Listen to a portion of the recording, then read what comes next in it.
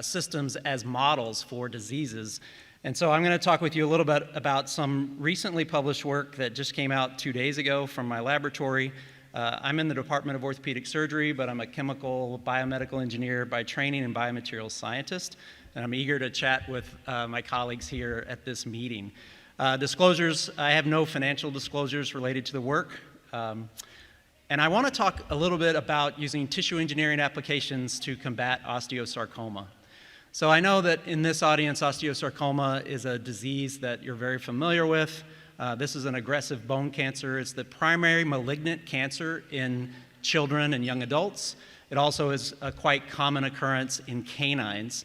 These cancers are typically osteoblastic, so forming new disorganized bone, and they arise in the bone marrow. Now, interestingly, in human patients, the treatment of osteosarcoma has not changed for nearly 4 decades. It's standard treatment of chemotherapy and potential resection of the tumor.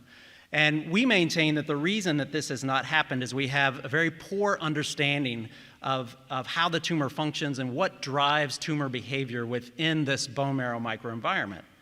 Now, this is also challenged by the fact that to study bone marrow is a very difficult situation.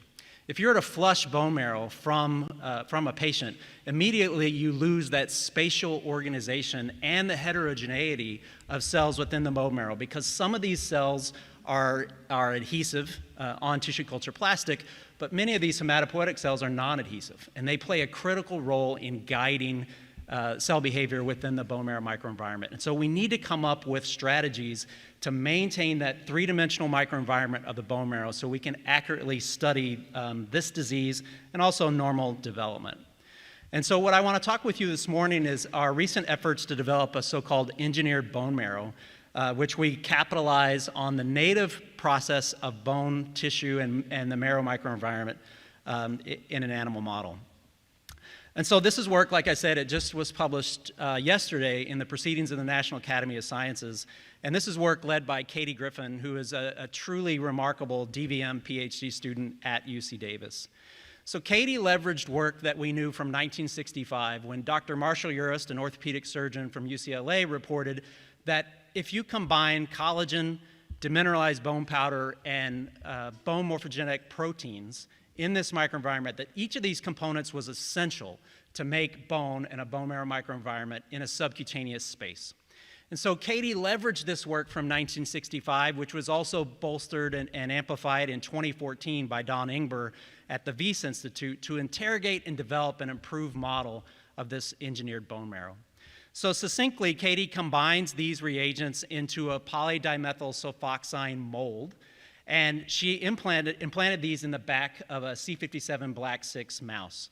The first thing she wanted to study is, does implantation site matter in the quality of the bone marrow tissue that's created? And so here you see this engineered bone marrow when it's still in the PDMS mold after 8 weeks of implantation and when explanted.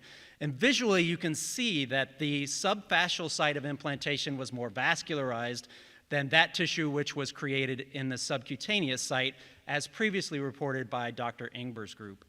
H&E staining confirms this, much more dense tissue present in the subfascial implantation site than the subcutaneous site. And I want to emphasize that this PDMS mold is open only on one side of the disc. So we're counting on cells, the endogenous cells from the mouse, to invade into only one side of this PDMS mold and make this tissue.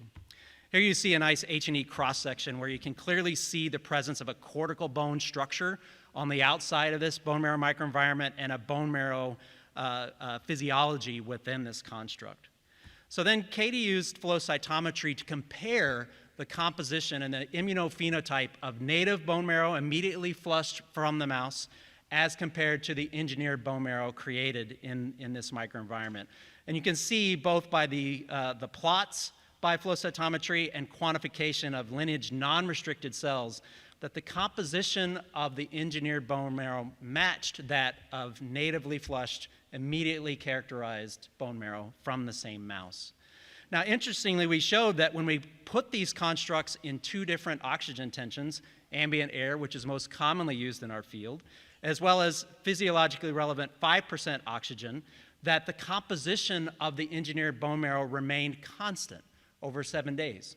So that tells us two exciting advances for the field. First of all, now we have a three-dimensional biomaterial that can mimic the bone marrow and keep this composition that matches what we see in native bone marrow, but we're not restricted to just study of it immediately out of the marrow microenvironment. We can keep this construct in culture for at least 7 days and maintain this composition. So we further characterized the composition of this engineered bone marrow microenvironment over 7 days. We wanted to see, did we see differences in hematopoietic cells and also progenitor cells that are resident within the bone marrow microenvironment as a function of oxygen tension. We see that the composition of this bone marrow microenvironment is really quite stable in culture for at least 7 days under a very minimal mechanical stimulation and movement of media. We do see slight changes and increases in the progenitor cells that are present within the hematopoietic environment in the engineered bone marrow, which is not really a surprise. The media that we need to use here is known to accentuate and support progenitor cell populations, and so it's not really a surprise that we see a boost in that over 1 week. We also see some impressive differences at the different oxygen tensions. So at physiologic oxygen tension of 5% oxygen, we see an even greater percentage boost in these progenitor cell populations. Now, where this work really deviates, and the focus of it on osteosarcoma, is we wanted to understand, could this be a model to more effectively understand how these osteosarcoma cell populations function in this more biologically relevant microenvironment? So as you know, most cancer studies are performed in monolayer culture. Truly an artificial environment. Cancer is a remarkably heterogeneous, complex, and three-dimensional tissue development. And yet we try to identify pathways and effective drugs by culturing isolated tumor cells in monolayer culture with non-physiologically relevant doses of drugs. And so here we looked at two different osteosarcoma populations. The K7M2 is a murine osteosarcoma, which is known to be highly aggressive and highly metastatic. The K12 comes from the same background, but much less metastatic and aggressive, but still an osteosarcoma population. When we did the studies that most big drug companies will do, so you increase the concentration of the drug, in this case doxorubicin, we see a dramatic loss in cell number as we increase the concentration of doxorubicin. That's exactly what the drug should do. And we see the greatest drop here from 0.01 to 0.1 micromolar of dox. So we're not completely obliterating the cells, but we're dramatic knockdown of the number of these cells. And the effect of the drug is very similar regardless of oxygen tension at 21 or 5% oxygen. We did similar studies in Matrigel, so a three-dimensional microenvironment, which is commonly used, but again, still just with the osteosarcoma cells. And so that's still a very artificial microenvironment. We saw similar trends, which I'm not going to show here, but I want to highlight what we see in the engineered bone marrow construct. So we're not able to do the study the same way because of the heterogeneity of the construct, but when we label the osteosarcoma cells and inject them into the engineered bone marrow, we actually see that doxorubicin doesn't do a great job of obliterating these cells in the EBM. So this suggests that some of our early studies and our attempt to identify effective chemotherapeutic drugs are ineffective because we're not taking into account this heterogeneity and the complexity of the bone marrow microenvironment where the tumor arises. We went deeper to understand this process, and we performed RNA sequencing of the K7M2 cells in the engineered bone marrow. And we wanted to see how the pathways may be altered or consistent within these constructs. There's a lot of data here, and I'm not going to ask you to dig into it too much, but I hope what you can appreciate here is that there are dramatic differences in gene expression in the presence of K7M2s in the engineered bone marrow as compared to the EBM alone. So significant differences in bone mineralization, which correlates with the osteoblastic nature of osteosarcoma, differences in normal or known signaling pathways for tumorigenesis, differences, significant upregulation in genes associated with the cell cycle and interferon signaling. And then we went further to see, does this EBM model correlate with what we see in human patients?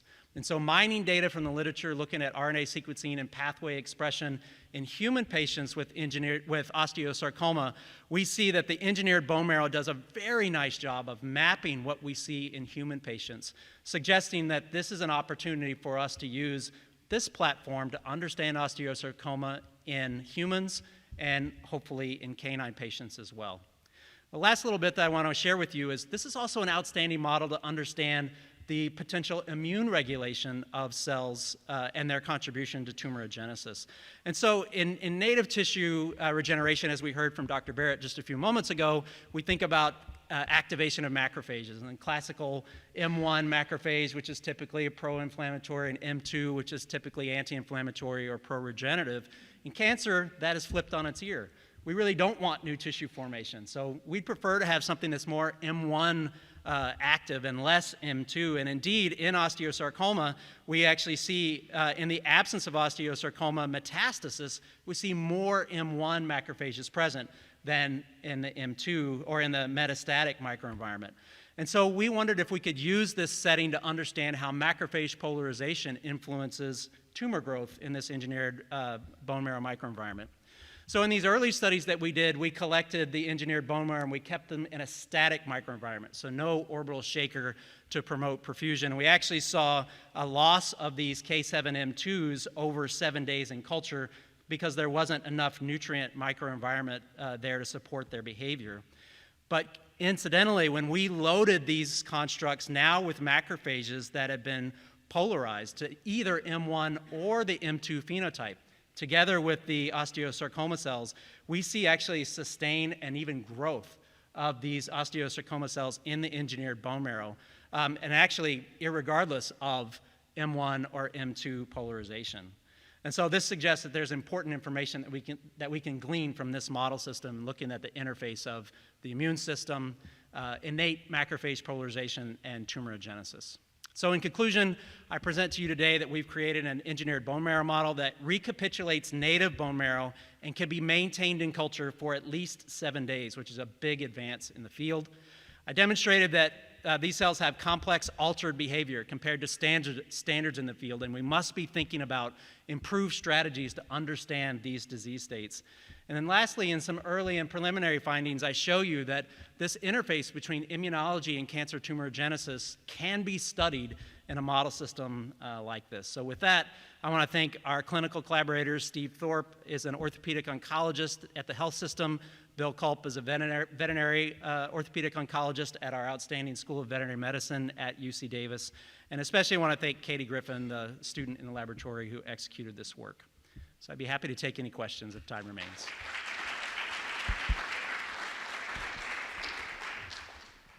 Again, all right. So the next speaker can already come over. Julie? Julie here? Okay. One question. Okay. Yeah, it is really exciting. Yeah, it's a gate to so many different possibilities. Thank you. I have a question regarding of these macrophages. Okay, so we applied M2 and M1, and you haven't seen a difference, which is quite a kind of surprising. I wonder if you checked with what kind of macrophages you end up experiment, because they are very plastic cells, so they could actually differentiate toward. You're absolutely right. I mean, it's a mistake to think that macrophage phenotype is constant, because we do see these macrophages function in a dynamic spectrum. So effectively, we polarize these cells initially with standard polarization protocols like LPS or IL-10, and we confirm that the macrophage, we confirm that the phenotype was induced by this stimulation, and then we injected them. We did not track the macrophages and their changes over time. That's ongoing work in the model. Thank you so much. Okay, thank you.